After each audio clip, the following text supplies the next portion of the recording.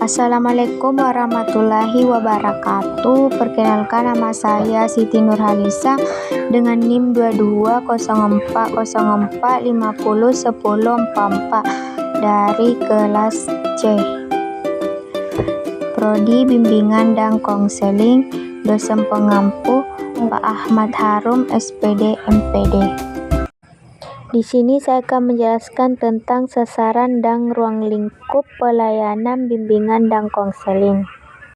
Adapun pengertian sasaran bimbingan dan konseling di sekolah dan madrasah adalah tiap-tiap pribadi siswa secara perorangan, dalam arti mengembangkan apa yang ada pada diri tiap-tiap individu atau siswa secara optimal agar masing-masing individu dapat sebesar-besarnya berguna bagi dirinya sendiri, lingkungannya, dan masyarakat pada umumnya.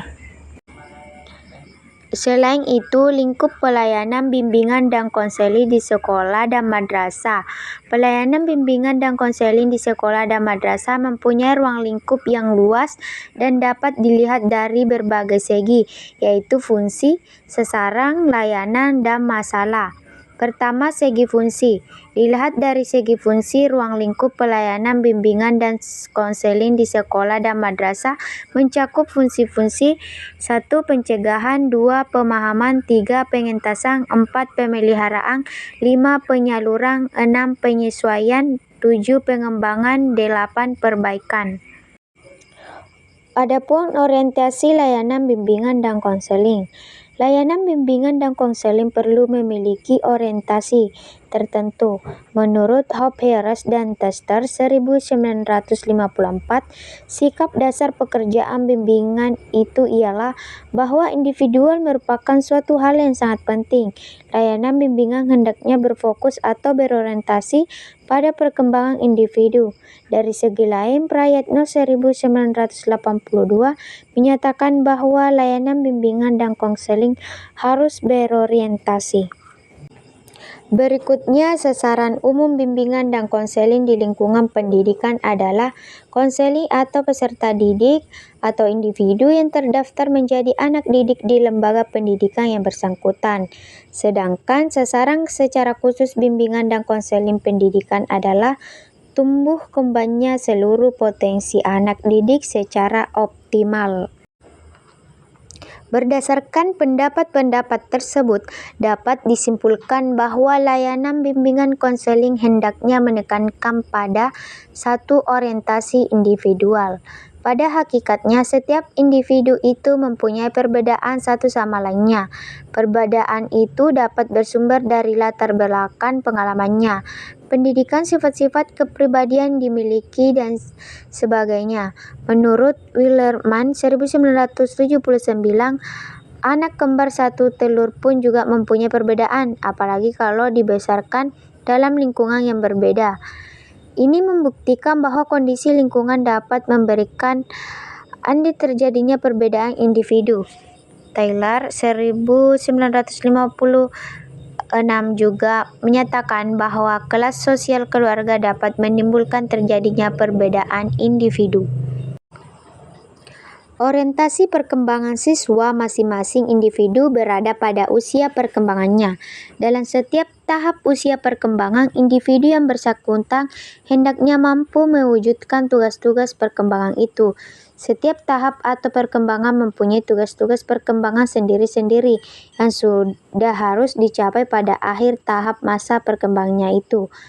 Pencapaian tugas perkembangan di suatu tahap perkembangan akan mempengaruhi perkembangan berikutnya.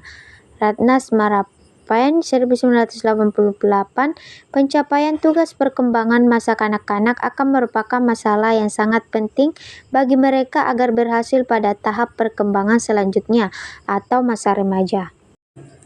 1. Orientasi masalah. Layanan bimbingan dan konseling harus bertolak dari masalah yang sedang dihadapi oleh klien. Konselor hendaknya tidak terperangkap dalam masalah-masalah lain yang tidak diperlukan oleh klien. Hal ini disebut dengan asas kekinian, artinya pembahasan masalah difokuskan pada masalah yang saat ini saat berkonsultasi dirasakan oleh klien. Kadang-kadang konselor terperangkap dalam hal-hal lain yang sebenarnya tidak dirasakan sebagai masalah oleh klien yang bersangkutan. Akibatnya, masalah yang sebenarnya justru tidak teratasi atau bahkan timbul masalah baru. Konselor dapat saja membahas hal-hal lain asal masih ada kaitannya dengan masalah yang dihadapi klien. Sasaran perkembangan pribadi tiap-tiap siswa melalui pelayanan bimbingan dan konseling melalui beberapa tahapan tersebut diantaranya yakni 1. Pengungkapan atau pengenalan dan penerimaan diri, 2. Pengenalan lingkungan, 3. Pengambilan keputusan, 4. Pengarahan diri, 5. Perwujudan diri. Dikemukakan tugas-tugas perkembangan masa remaja menurut Hafiz Horst yang dikutip oleh Harlock 1980 antara lain yaitu mampu mengadakan hubungan-hubungan baru yang lebih matang dengan teman sebaya baik laki-laki maupun perempuan, dapat berperan sosial yang sesuai baik perempuan, selanjutnya menerima keadaan fisik serta dapat memanfaatkan kondisi fisiknya dengan baik. D. Mampu menerima langsung jawab sosial dan bertingkah laku sesuai dengan tanggung jawab sosial (ISLA). NG. Tingkat tergantung emosional pada orang tua atau orang dewasa lainnya (IBRA). F. Menyiapkan diri karir dan ekonomi. G. Menyiapkan diri terhadap perkawinan dan kehidupan berkeluarga. H. Memperoleh nilai-nilai sistem etis sebagai pedoman dalam bertingkah laku serta dapat mengembangkan suatu ideologi. Lingkup pelayanan bimbingan dan konseling di sekolah dan madrasah dewasa ini merujuk kepada pelayanan bimbingan dan konseling pola 17 yang mencakup 1. Bimbingan dan konseling sebagai bentuk pemberian bantuan, 2. Bidang bimbingan dan konseling yang mencakup bimbingan A. Pribadi, B. Sosial, C. Belajar, dan D. Karir. Bidang layanan bimbingan dan konseling yang mencakup A. Orientasi, B. Informasi, C. Penempatan atau penyaluran, D. Pembelajaran, E. Konseling perorangan, F. Konseling kelompok, dan G. Bimbingan kelompok. 4. Kegiatan pendukung bimbingan dan konseling yang mencakup A. Instrumentasi, B. Himpunan data, C. Konferensi kasus, D. Kunjungan rumah, dan E. Ahli tangan kasus. Agar lebih jelas, berikut merupakan 7 jenis layanan bimbingan dan konseling sesuai pendidikan nasional. 1. Layanan orientasi. Fungsi layanan orientasi memberikan pemahaman bagi siswa supaya bisa mengenal lingkungannya baru, termasuk lingkungan sekolah dan semua objek yang dipelajari, sekaligus mempermudah maupun memperlancar siswa dalam mengenal lingkungan baru. Layanan orientasi berjalan 2 kali per tahun, yaitu tiap awal semester. Tujuan layanan tersebut yaitu supaya para siswa bisa beradaptasi dengan lingkungan baru secara memadai. Fungsinya untuk pencegahan juga pemahaman. 2. Layanan informasi.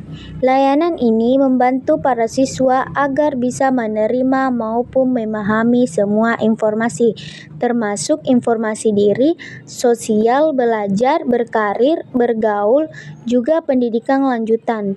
Pemberian layanan informasi yaitu membantu supaya siswa bisa mempertimbangkan atau memutuskan suatu hal secara tepat tentang masalah pribadi, sosial, belajar, ataupun karir karena informasi yang diperoleh sudah cukup. 3. Layanan pembelajaran.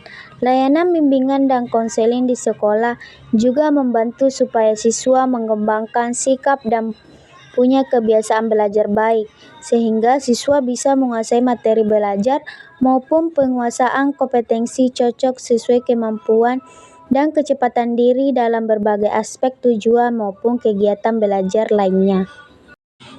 Keempat, layanan penempatan dan penyaluran. Layanan ini berfungsi supaya para siswa bisa mendapatkan penempatan juga penyaluran dalam kelas, kelompok belajar, program latihan, program studi, magang, kegiatan ekstrakurikuler sesuai bakat, potensi, minat, juga kondisi pribadi. Tujuannya supaya siswa bisa mengembangkan seluruh bakatnya, minatnya juga potensi lainnya. Kelima, layanan penguasaan konten adalah layanan yang sangat membantu siswa dalam menguasai sebuah konten.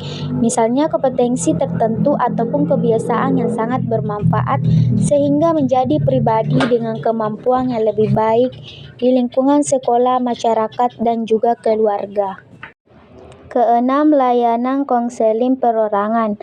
Layanan konseling dan bimbingan berikutnya yaitu layanan yang memungkinkan siswa memperoleh bimbingan langsung saat tatap muka per individu dengan bantuan guru ahli untuk membicarakan dan mencari solusi masalah agar perkembangan siswa lebih baik. Tujuan layanan konseling perorangan yaitu siswa bisa menyelesaikan masalah dan berfungsi sebagai pengentasan ataupun advokasi. Yang ketujuh, layanan bimbingan kelompok. Layanan pada bagian bimbingan konseling ini membantu sejumlah siswa bersama-sama dalam kelompok untuk mendapatkan bahan dan penjelasan tentang pokok bahasa. Tujuannya agar siswa lebih paham dan mampu berkembang secara sosial, sehingga tidak hanya menjadi seorang siswa yang memperoleh dukungan sosial, tapi juga bisa mengembangkan kemampuan dalam kegiatan belajar karir, juga mengambil keputusan dalam dinamika kelompok. Layanan tersebut fungsinya adalah pemahaman dan pengembangan siswa.